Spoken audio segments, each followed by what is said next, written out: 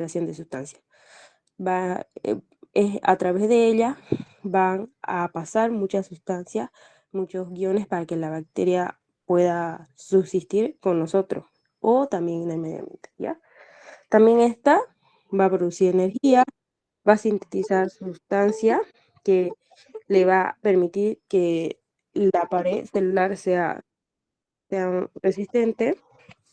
Aparte, también están los mesosomas y una parte muy importante es donde también actúan algunos antibióticos, ¿ya? En el citoplasma. En el citoplasma es el 85% de agua, pero también hay minerales, enzimas, inclusiones citoplasmáticas, ¿ya? También están los ribosomas, que los ribosomas son muy importantes, ¿ya? ¿Por qué? Porque dentro de los ribosomas también va a estar el ARN y algunas proteínas. Y también, porque están los ribosomas ahí, también se encargan de la síntesis proteica. Por lo tanto, también van a tener vacuolas y algunas granulaciones y lo esencial, inclusiones citoplasmáticas, ¿ya? El núcleo. El núcleo tiene ADN cromosómico. El tamaño va a depender de qué bacteria. Vamos a conocer bacterias muy grandes como bacterias muy pequeñas, ¿ya? Entonces va a depender de eso.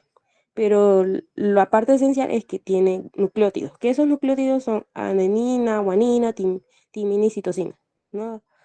¿Ya? Que eso va a hacer que la bacteria se diferencie, es decir, que el ADN de una bacteria a otra va a ser bastante diferente, ¿ya? También va a regular la síntesis proteica y como la pared celular interviene en lo que es la fisión binaria, también el núcleo lo va a hacer. ¿Por qué? Porque el núcleo va a ser en la parte final de la fisión binaria hay el intercambio de genoma. Entonces, gran parte de su genoma de la bacteria madre van, se van, se va a intercambiar y se va a unir, ¿no? Continuemos. Como hay, como hay elementos obligados que sí o sí debe haber, hay elementos facultativos, ¿ya? Elementos facultativos. Tenemos la cápsula, que la cápsula es como una coraza. La cápsula es como lo que le protege a la tortuga. Y por eso le va a dar virulencia. Es decir, que ni el sistema inmune va a poder penetrar la cápsula como tal, ¿no? Por eso es, es parte de la virulencia de una bacteria, ¿ya? Y esta está compuesta de polisacáridos y polipéptidos, ¿ya? La función de la cápsula es virulencia. También, dependiendo a los antígenos que tenga, como el antígeno anti-K, también nos va a permitir diferenciarlo. Y es la protección antifagocitosis, ¿ya? Ya que no van a poder fagocitar a la bacteria y esta no va a poder morir fácilmente. Una bacteria con cápsula es más resistente, ¿no? El glicocálix, ¿ya? Son los que salen de lo que es de la bacteria. Tienen destrano, por eso la palabra glicocálix. Están compuestas de azúcar y eso ayudan a la adherencia, ¿ya? No confundir con fimbrias o el pilis. Son totalmente distintos, ¿ya? Los flagelos es dependiendo, ¿ya? Los flagelos le dan movilidad, le ayudan al movimiento con la bacteria.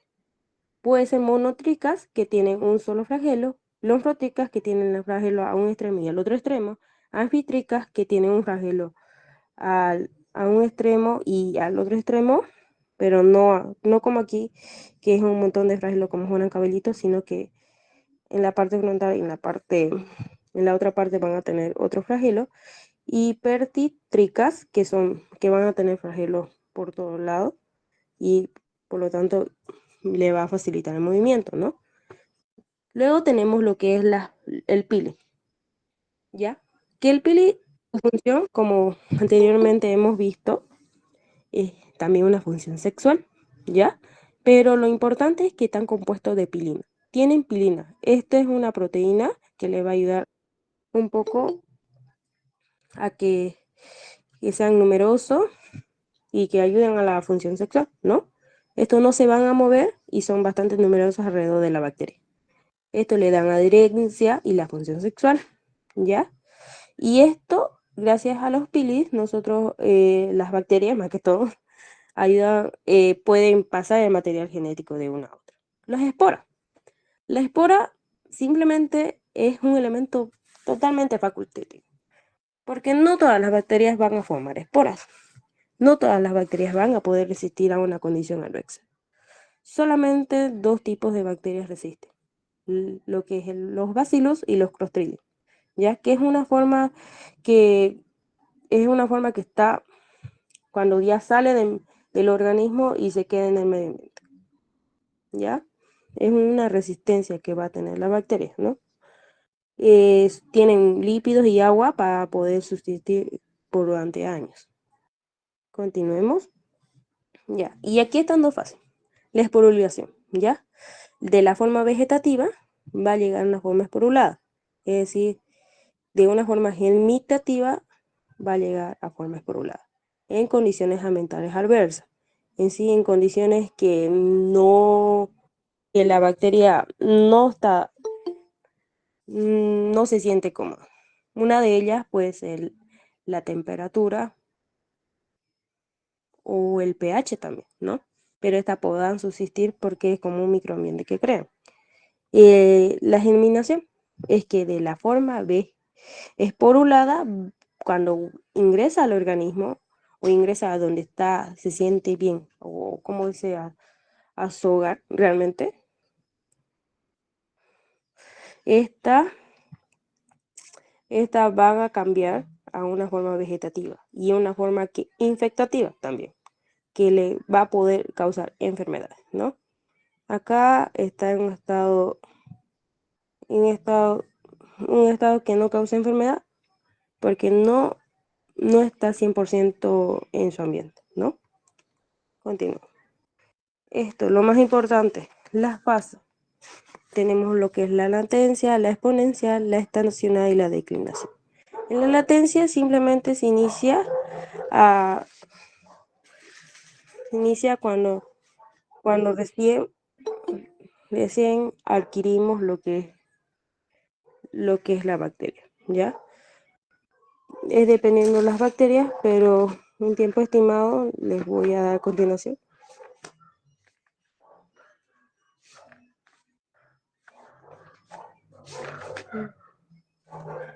No me acuerdo. ¿Ya? El periodo de latencia son 3 horas. Luego, la etapa exponencial va a llegar a ser en 24 horas, donde hay mayor crecimiento y donde se va a ocurrir mayor lo que es la fusión binaria. En la fase estacionaria es de 24 horas a 46 horas, es decir, que va a haber crecimiento, pero ya se van a ir agotando los nutrientes. Y la muerte empieza a partir de las 48 a 72 horas, aunque esto cambia de bacteria a bacteria, ¿ya? Porque hay bacterias que para llegar a la fase exponencial van a requerir más tiempo, ¿ya? Y esto viene de un medio de cultivo, simplemente cuando pasa en la fase estacionaria es que ya va agotando los nutrientes del medio de cultivo. O como han podido visualizar a veces, el estafilococcus aureus ya llega a fermentar todo el agar maconqui, lo llega a fermentar todo y ya realmente ya no tiene de dónde ya poder subsistir, ¿no? Continuemos. Ya, estos son factores. Como le iba adelantando un poquito más adelante, en la anterior diapositiva, uno de los factores son el pH. Por lo tanto, tenemos a bacterias acidófilas alcalóficas. Hay bacterias acidófilas que su supervivencia es de pH de 1, de 2, de 3, hasta 4. Las alcalóficas son a partir de los 8. Mayormente las bacterias que infectan a los humanos mayormente sobreviven a un pH 7, más que todas las que pueden ingresar a torrente sanguíneo. Mientras las bacterias que infectan a ciertas partes pueden llegar a sobrevivir hasta un pH 8, ¿ya? Continuemos.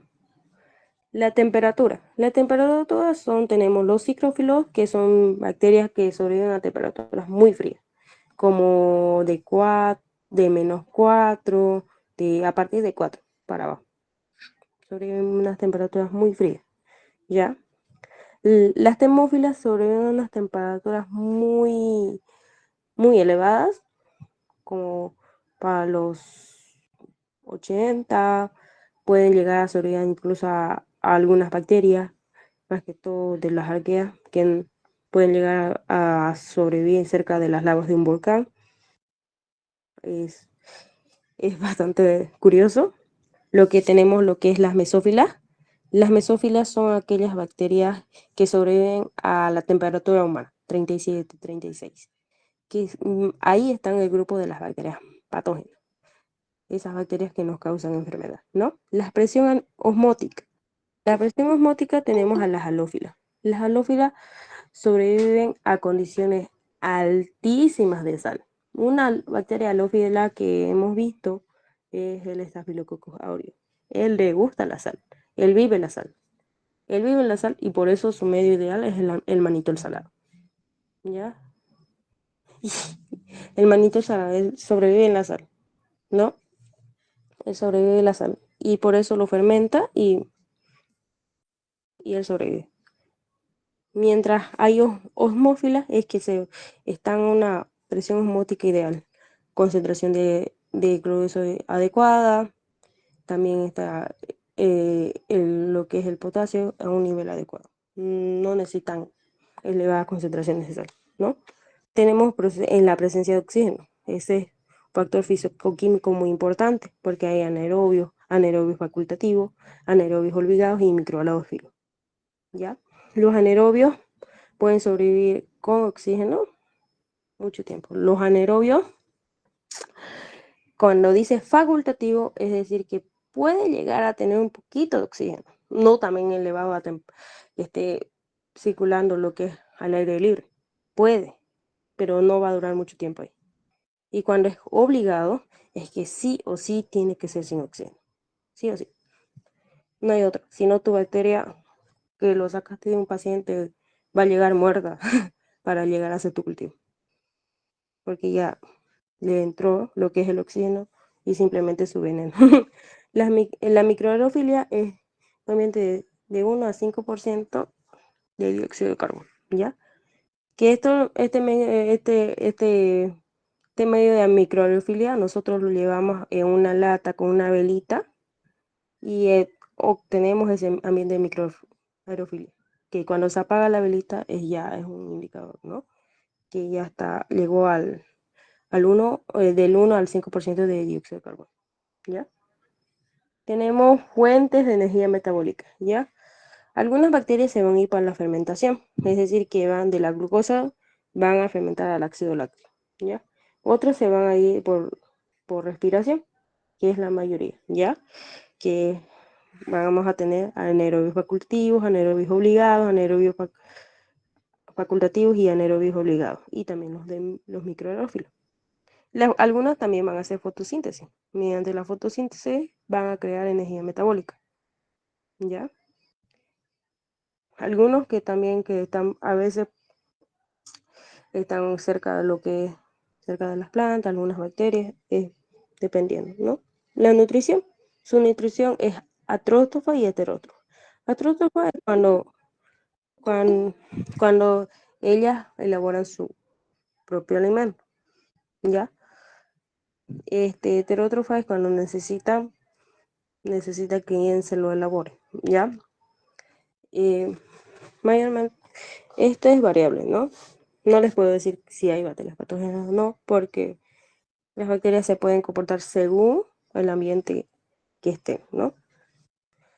Tenemos lo que es, con patogenia bacteriana nos referimos a lo que es las fases de un proceso infeccioso. El periodo de incubación es donde va a estar en la parte de latencia, ¿ya? Va a estar en la parte de latencia con un poquito yendo a lo que es a la parte exponencial, ¿ya? Cuando llega el periodo prodrómico es cuando ya está en la fase exponencial, ¿ya? Donde ya puede llegar a aparecer algunos síntomas, ¿ya? Tenemos lo que es el periodo de enfermedad, donde ya se manifiesta la enfermedad, se manifiestan los síntomas, ya se manifiesta incluso ya forman, en caso, por ejemplo, del estafilococo, ya forma a veces lo que es los forúnculos. Y el periodo de convalecencia es cuando ya se da la terapia con los antibióticos y todo eso, ¿ya? La patogenicidad es la habilidad de producir enfermedad, ¿ya? La habilidad que tiene la bacteria de producir la enfermedad. La virulencia es el grado de patogenicidad. Y aquí entran mucho los elementos facultativos, porque dependiendo a cuántos elementos facultativos tenga la bacteria, va a ser más virulenta, ¿ya? Hay bacterias incluso que producen eczema y otros factores de virulencia más que le suman más su patogenicidad, ¿no? Tenemos lo que los factores de virulencia aumenta la patogenicidad de la bacteria, ¿no? Pero ¿cómo estas son? Pueden ser saprófitas, que pueden vivir en el medio ambiente, ¿ya? Pueden vivir en el agua y estar bien ahí, pero una vez tú te vas a bañar y tienes una herida, puede ingresar por ahí y te causan enfermedad, ¿ya? Tienen una relación de mutualismo. Esta relación de mutualismo la vemos nosotros con nuestra flora intestinal, ya que nuestra flora intestinal nos da vitamina K, nos ayuda a absorber algunos nutrientes, nos ayuda en muchas cosas, ¿no? Y, y también le damos un ambiente a las bacterias para que vivan ahí. Claro que no todos le damos ese ambiente, no todos cuidamos nuestra alimentación, pero ellas viven y conviven con nosotros y no nos causan enfermedad. El comensalismo, ¿ya? Hay bacterias que ni nos perjudican ni nos benefician. Hay especialmente una, una bacteria que es la del género Clostridium, es el Clostridium difficile, que aquí está en una relación de comensalismo. Ella forma parte de la flora intestinal, sí, pero ella tampoco nos suma, no crea algunas cosas, no crea ni vitamina ni nada, está ahí bien. Pero una vez que esta se baja nuestra defensa, no cuidemos nuestra flora intestinal, esta se va a reproducir. Se reproduce, se reproduce, se reproduce y va a salir por algún lado y nos va a poder causar lo que es una enfermedad, que es la colitis, ¿no? La colitis seromembranosa. Hay muchas bacterias que tienen esa relación de comensalismo, ¿no? Como tenemos la relación de parasitismo, ya que la bacteria se aprovecha del ser vivo y es patógena. Y es todas las bacterias que ingresan a nuestro organismo, que son patógenas, que nos causan una enfermedad, una infección. ¿Ya? Continuemos. Factores de virulencia, ¿ya? Tenemos factores de virulencia que son los factores de adherencia, que está el pilis y el glucocáliz, que son dos cosas distintas, ¿ya? Tenemos toxinas, tenemos endotoxinas, exotoxinas y enterotoxinas. Cuando se le viene a la palabra enterotoxina, asociado con diarrea, ¿ya? Muchas bacterias van a llegar a formar toxinas que no van a provocar diarrea y no van a acelerar lo que es el peritaltismo intestinal, ¿ya? Una que provoca heterotoxina es el Staphylococcus aureus y algunas bacterias que van a ver más adelante, tal vez en bacterias, en lo que es en el segundo paso, ¿ya? Las endotoxinas se liberan por lisis bacteriana, es decir, que están dentro de la bacteria, ¿no? Las exotoxinas son gram positivas o gram negativas que se excretan por la pared, ¿ya? Hay diferentes toxinas de ahí, ¿ya? Les voy a pasar un cuadrito más de virulencia, de los factores de virulencia más a detalle. Esto es para resumirlo, ¿ya? También algunas invaden a lo que es a células o tejidos, que algunas lo usan para sobrevivir y otras lo hacen por proliferación intracelular, es decir, que se meten dentro de la célula y empiezan a reproducirse por dentro. como ser alguna bacteria que se llama Neisseria gonorrhoeae, ella hace eso, ¿ya? Ella hace eso. Lo que es algunos factores antifagocitarios o antifagocíticos están la cápsula. La cápsula es su coraza, es como las corazas de que tienen las tortugas, que evitan que se la coman, ¿ya? Es cápsula de polisacárido. Y la proteína M, que es como que como que tengamos una comida y le echamos mucha sal. Eso va a evitar que no nos la comamos. Y lo mismo, la proteína M es esa sal, eh, que no va a evitar que se coman las células inmunitarias, no la van a poder comer. Y eso va a ser un factor antifagocitario, ¿ya? Enzima. Estas enzimas son algunas, que están lo que es la coagulagenasa, que va a degradar el colágeno, la coagulasa va a coagular el plasma, la hemolicina va a destruir los glóbulos rojos, la leucoticina va a destruir los glóbulos blancos, ¿ya? Y hay un montón de enzimas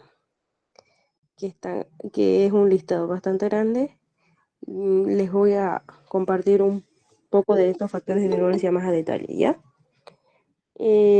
Otros factores puede ser la patogenicidad intracelular, ¿ya? Esto va un poco adentrado con lo que es con la invasión a células a tejido, ¿ya? Que esto va con la heterogenicidad antigénica, ¿no? Continuemos. Continuemos con los estafilococos, ¿ya?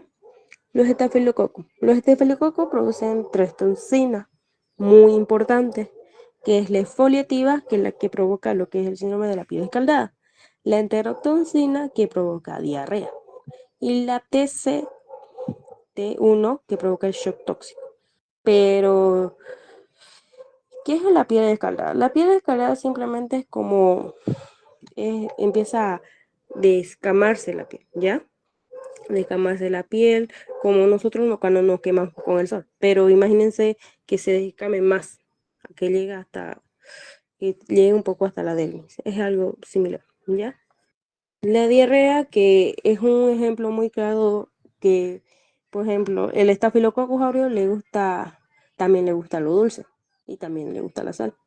Entonces, por ejemplo, compremos una torta de chocolate de la ramada que está durante 3 días, la señora lo saca, lo refrigera, lo saca, lo refrigera, lo saca, lo refrigera y lo vendió durante 3 días la misma torta. Ahí tal vez se cultive la bacteria de estafilococo. Nosotros lo comemos, no da diarrea por comer esa torta. No es garantía que va a ser un estafilococo, pero puede ser, ¿no? Ya, la TCT1 nos da el shock tóxico. ¿Qué es el shock tóxico? El shock tóxico es cuando, por ejemplo, en caso de las mujeres y en caso mío, hay tapones que uno utiliza para cuando está lo que es en su menstruación. Imagínate olvidándote una semana, unas 2 semanas. Ya, ese tapón va, va a llegar a producir una infección. Esa infección va a provocar un shock tóxico. Es decir, que toda la parte de la cintura para abajo se proliferen bacterias y y a que se llene de bacterias va a llegar a necrosarse. A producir esa necrosis puede llegar hasta punto de una pierna, y si buscan esto, es de una modelo que le pasó eso, que ella tenía varios días de pasarela y no podía quitarse el tapón. Más o menos, algo así es. ¿Ya? Luego, también, ¿qué produce el estafilococcus aureus? Produce infección cutánea, que aquí está el forúnculo, el limpético y el agoglucolitis simple. ¿Ya? Que en los forúnculos, aquí tenemos el carbonúculo, ¿ya? Que el carbonúculo es una especie de, como nosotros lo podemos decir, puchiche, que es un puchiche que se torna como medio negruzco al medio, ¿no? La infección por toxina, y aquí está la famosa intoxicación alimentaria, el síndrome del shock tóxico, está el síndrome de la piel escaldada, lo que decimos anteriormente, ¿no? Infecciones sistémicas. Infecciones sistémicas tenemos varias, tenemos neumonía, meningitis, la artritis séptica y la osteomielitis. La artritis séptica pues, se produce a veces, más que todo como a veces también esta está en nuestra piel y también como microbiota. Esta ingresa y a veces cuando hay un procedimiento de una prótesis o de una cirugía, también o de poner un perno para una fractura, esta puede ingresar y puede provocar lo que es artritis séptica y provocar una infección purulenta, ¿ya? Y osteomielitis, ¿ya? Tenemos las enzimas que aparte de estas toxinas son factores de virulencia y eso es lo que le hace al estafilococo virulento, resistente y en fin, que son la coagulasa, la catalasa, la hyaluronidasa, la fibronectina y la beta-lactamasa. La beta-lactamasa es la más importante, ya que le da una virulencia demasiado grande. Es decir, que el estafilococo aureus es tan inteligente que crea la beta-lactamasa para que la penicilina y sus demás amigos no le hagan nada. ¿Y cómo? Le corta el anillo a su estructura, se lo corta y ya no te sirve. Y ya una penicilina es como se comieron masticable realmente. No le va a hacer nada. Y eso es lo que hace que el Staphylococcus aureus sea tan virulento y sea tan peligroso actualmente. ¿Ya? Lo van a conocer más después, qué tan peligroso es. ¿Ya? Tenemos el Staphylococcus epidermidis. El Staphylococcus epidermidis es microbiota de la piel. Y aquí infecciones causa demasiadas. Hay infección por prótesis, la endocarditis, tal vez el doctor no se lavó la mano, o se tocó sin guante, puede provocar una endocarditis en caso de cirugía del corazón, ¿ya? Infección por aparato urinario, especialmente cuando a veces la enfermera no se desinfecta las manos y agarra la sonda urinaria con las manos así sucias, puede subir un estafilococcus epidermidis a lo que es al sistema urinario, a lo que es a la vejiga, los uréteres y todo eso. Infección de herida quirúrgica, infecciones en pacientes que tienen diálisis peritoneal, ¿ya? ¿Qué es lo que tiene su factor de virulencia y que le da tanta patogenicidad al Staphylococcus epidermidis? Simplemente es el Dicocalix, ¿ya? Simplemente es eso. El Staphylococcus saprophyticus no da infección urinaria en mujer sexualmente activa, ¿ya? Las infecciones pueden provocar cistitis, periodonefritis, prostatitis y sepsis, ¿ya? La patogenicidad es la proteína SP que nos permite la unión a las paredes de los uretes, esta que se pueda adherir, ¿ya? A ver, continuamos. Tenemos a los estreptococos. Los estreptococos tenemos a los alfa hemolíticos y a los beta hemolíticos. Tenemos otro. Solamente. Tenemos también los gamma hemolíticos, ¿ya? Y aquí no está, pero estos son los grupos más importantes. Cuando hablamos de alfa hemolítico en el agar sangre, vamos a ver una hemólisis verdosa, que eso no va a indicar lo que es una hemólisis parcial, es decir, que va a romper medio, que lo va a romper a los glóbulos rojos, así para poderlo visualizar, ¿ya? Tenemos al Streptococcus pneumoniae y al Streptococcus miridum. El Streptococcus pneumoniae está también en la mucosa oral de algunas personas, de algunas no está, pero de algunas personas sí está el Streptococcus pneumoniae, ¿ya? Que este puede llegar a causar neumonía. Y llega a causar neumonía y cuando se escucha casos de neumonía bacteriana, más que todo se puede relacionar a Streptococcus pneumoniae, ¿ya? Que esta también, el Streptococcus pneumoniae, puede también llegar a causar meningitis, ¿ya? Pero su principal es la neumonía. Puede llegar a causar meningitis si tiene acceso a lo que es a las meninges, ¿no? La característica tiene cápsula y son diplococos, es decir, que están dentro de la cápsula, están dos, ¿ya? Tienen acción antifagocitaria, gracias a la cápsula no se, no cualquiera célula inmunitaria lo puede comer, ¿ya? Virulencia, tiene cápsula, tiene la hemolicina, que es la principal y por eso le da el nombre de Streptococcus pneumoniae. Tiene la de neuraminidasa, proteínas de superficie, que es PCPA y PCA, ¿no? ¿Ya? Y eso como para resumir, ¿ya? Tenemos el Streptococcus viridam, que el Streptococcus viridam está en la mucosa oral. Y muchos de los viridam, especialmente el mutans, que es uno de la parte de los viridam, este causa caries, ¿ya? Especialmente un viridam también causa endocarditis aguda, ¿ya? Otras infecciones pueden causar bacteremia, neumonía y su factor de virulencia es el glucocales, ¿ya? El aro, los betamolíticos tienen un aro claro, una hemólisis total, lo rompe todo. Está causado por el Streptococcus pyogenes, el Streptococcus agalactiae, ¿ya? Acá lo que nos interesa es que, la, que ambos están, el Streptococcus pyogenes está en lo que es en la mucosa oral. Lo que sí causa es faringitis estreptocócica.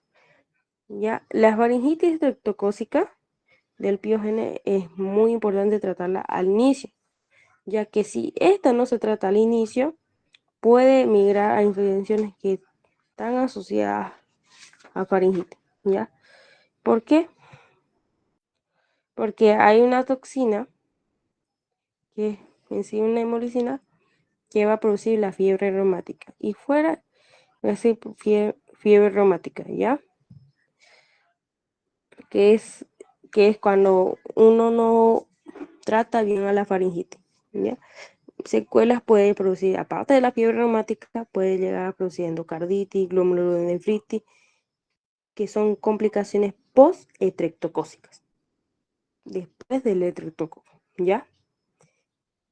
Que es producido por su toxina, ¿no? Que sus factores de virulencia es proteína M, hemolicina, exotecina, pirógenas, que son, esas pirógenas son las que van a producir fiebre, ¿no? Tenemos el Streptococcus agalactiae, que este está en la mucosa vaginal.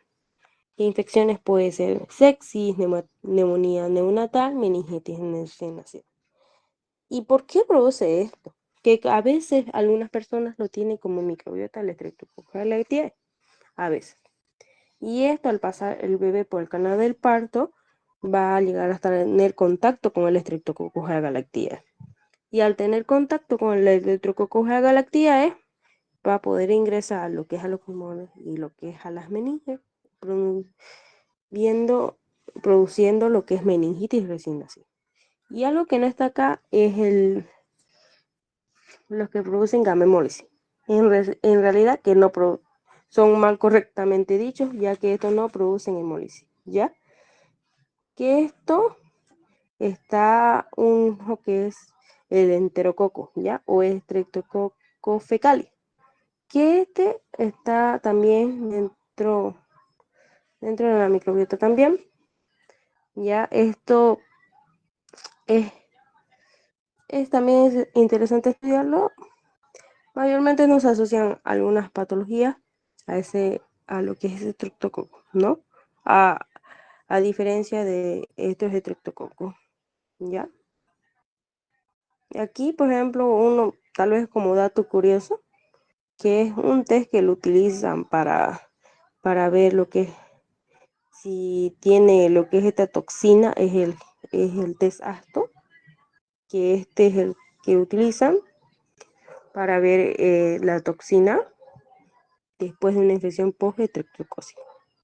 ¿Ya? Muchas de estas personas a veces quedan con dolor de huesos, dolor de articulaciones y, y tienen a recurrir medicación también, ¿no?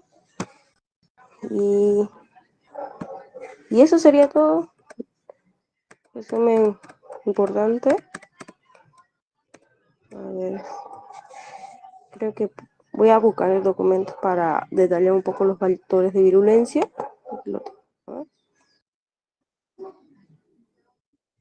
Ujú.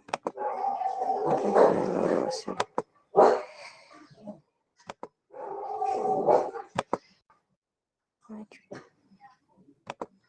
Ujú, ujú. De virulencia. Ujú.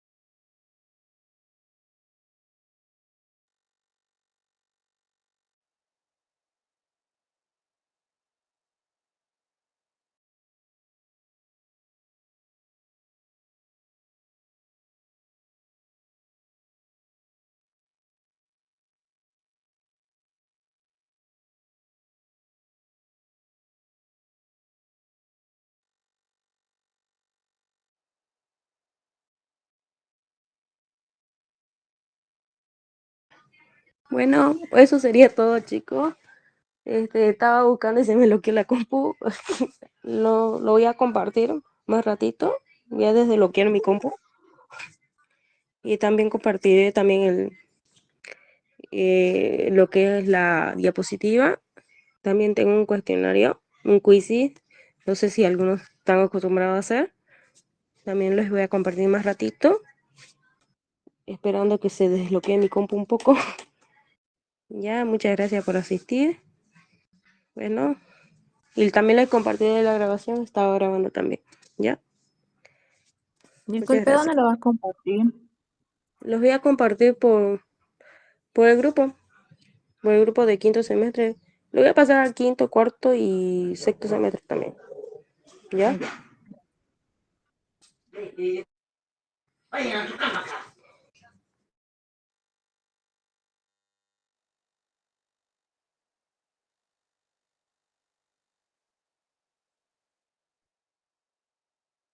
Bueno, gracias, Ausi.